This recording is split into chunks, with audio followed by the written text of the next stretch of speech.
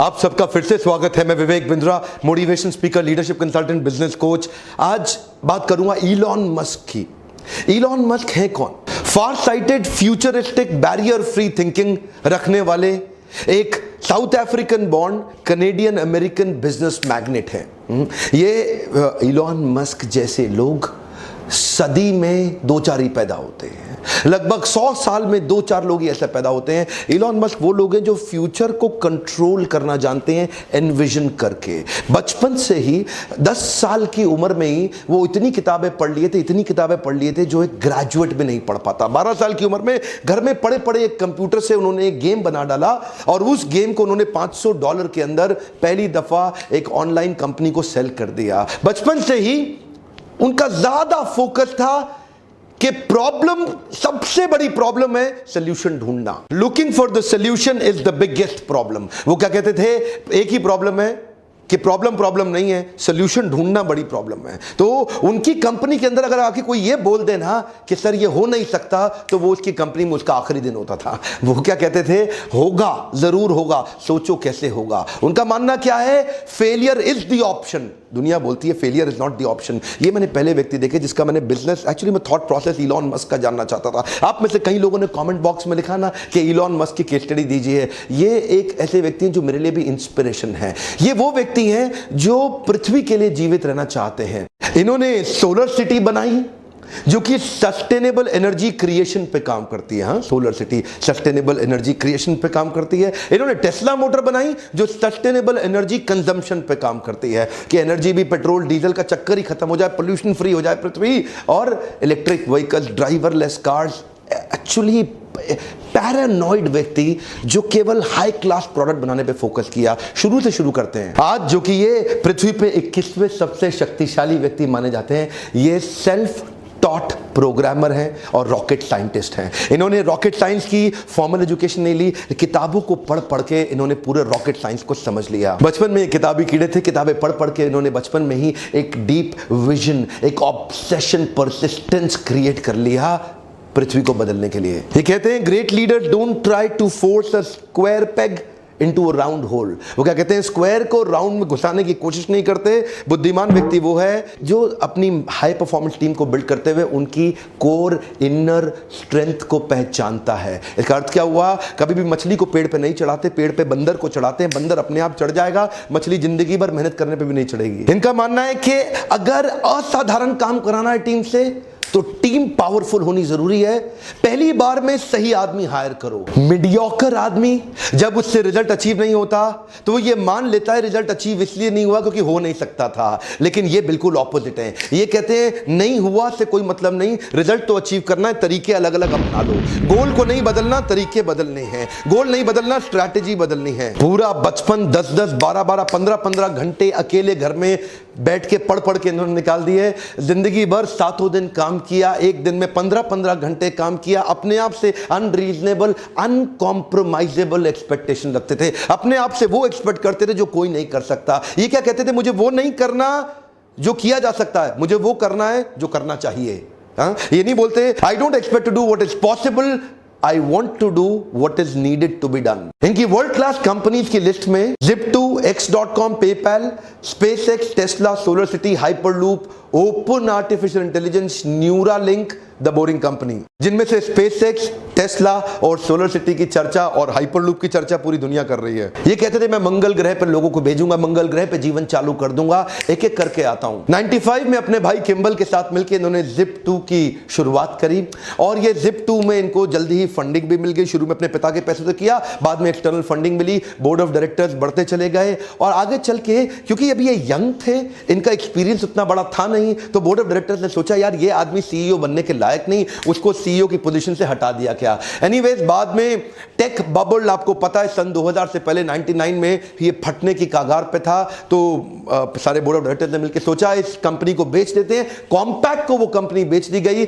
जहां से जो पैसा मिला उसमें इनका 7% इक्विटी था, जिसमें इनको $22 मिलियन तुरंत मिला। और वो $22 मिलियन ये घर में रख करके रईस आदमी की तरह घूम सकते थे। छोटे थे, यंग थे, लेकिन वो पूरे $22 मिलियन एक एक करके उन्होंने आगे इन्वेस्टमेंट शुरू कर दी और तुरंत चालू चालू करी x.com। ये एक ऑनलाइन ट्रांजैक्शन की ऑनलाइन बैंकिंग कंपनी थी, अपने आप में पहली ऐसी कंपनी दुनिया भर में। आगे चल के कन्फिनिटी नाम की एक कंपनी के साथ इसका क्लैश हुआ, लेकिन उसी समय दोनों कंपनी मर्ज हो गई और उसका नाम पड़ गया पेपैल। क्या आप जानते हैं पेपैल? दुनिया भर में आज पेपैल फेमस है। उसको किसने स्टार्ट किया, उसको किसने बड़ा रूप दिया? वो इलॉन मस्क ही थे। उनका जो सीटीओ था ना, चीफ टेक्निकल ऑफिसर, उसके साथ इनकी बहसबाजी हो गई। ये सीईओ थे, वो सीटीओ थे, और बहस ऐसा हुआ कि वो सोच रहे थे कि लाइनेक्स पे रखें इसको कि विंडोज पे लेके जाएं, और उस बहस के चक्कर में सीटीओ ने बाकी बोर्ड को अपने साथ लिया। ये भाई साहब की अभी नई शादी हुई थी इलॉन मस्क की, ये गए हुए थे हनीमून पे, पीछे से उन्होंने इसको बाहर निकाल दिया और सीईओ की पोजीशन से बाहर कर दिया। बहरहाल उस कंपनी से भी बाहर हुए ये,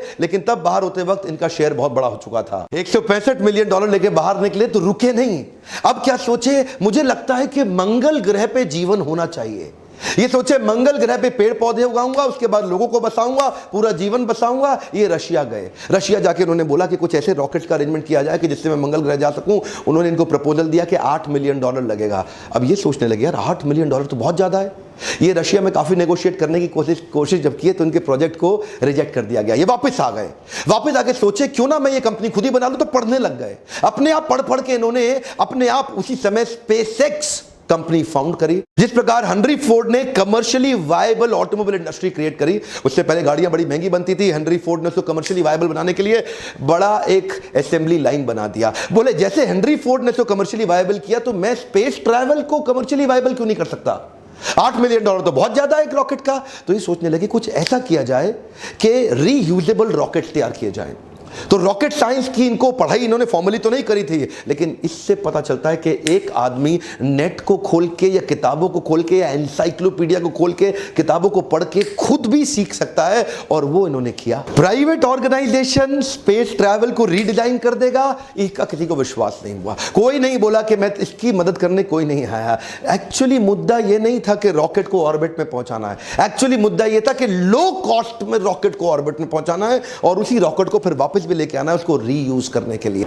और वहीं जब इन्होंने पहला लॉन्च किया, इनके इंजन में आग लग गई, और वो अर्ली आग लगी, वहां से इनको बहुत बड़ा नुकसान हुआ। अच्छा, दूसरी बार फिर ट्राई किया। दूसरी बार इनका जो रॉकेट था वो स्पेस में गया, लेकिन ऑर्बिट में नहीं पहुंचा, फिर ऑफ रूट हो गया, और तीसरी बार स्पेस में जाते ही ऑफ रूट हो गया। 3 बार में इनका इतना नुकसान हुआ, जितना भी पैसा इनको मिला था पीछे, जो इनको मिला था ना पेपैल से, जब पैसा आया था इनको बाहर निकाला गया था, तो वो सारा पैसा इन्होंने डाल दिया, लेकिन तीनों बार में पैसा खत्म हो गया। फंडिंग एजेंसी से खत्म हो गया, नासा से कॉन्ट्रैक्ट मिला, वो पैसा भी गया। अब इन्वेस्टर बोले अब कुछ नहीं बचा, अब तो कंपनी खत्म। लेकिन ये बोले एक ट्राई और करूंगा, एक ट्राई और करूंगा। क्या क्रेजी आदमी थे। He made a crazy announcement कि चौथा लॉन्च थोड़े ही महीनों में करने वाला हूं। एक्चुअली इस इंडस्ट्री में इतने छोटे छोटे गैप पे कोई लॉन्च नहीं करता, पर ये छोटी उम्र के अंदर ही बहुत बड़े, इनका रिस्क एपेटाइट बहुत बड़ा था, और अपना सब कुछ दांव पे लगाने को तैयार थे। अपना घर मकान बेच के किराए पे शिफ्ट हो गए, सबके कर्जे लेकर के आखिरी बार ट्राई किया, और इस बार न केवल सफल हुए बल्कि $1.5 बिलियन का नासा से एक प्रोजेक्ट भी ले लिया, और नासा ने अब इनको फंड किया, बोला आप हमारे लिए काम करिए। आप जानते हैं हमारा इसरो और नासा ये सरकारी पैसे पे काम करते हैं, लेकिन रीयूजेबल रॉकेट सरकारी पैसे के बिना उन्होंने प्राइवेट दम पे, बिना फॉर्मल पढ़ाई के, अपने आप किताबें खोल के पढ़ के खुद ही कर डाला। ऐसा पैरानॉइड विजन अपने प्रोडक्ट और अपने क्राफ्ट को अचीव करने के पीछे ऑब्सेशन। देखिए, यही मैं आज अपने देश में देना चाहता हूं मैसेज। हमारे देश में भी ऐसे कई लोग खड़े होंगे जो इन वीडियोस को देख रहे हैं। आज ये नासा स्पेस एजेंसी के इक्विपमेंट, कार्गो और सैटेलाइट ऑर्बिट तक पहुंचाते हैं, और रीयूजेबल प्रोजेक्ट बना दिया। अभी इसके साथ साथ इन्होंने, अभी चल ही रहा था, ये टेस्ला मोटर में भी पैसा डाल दिया।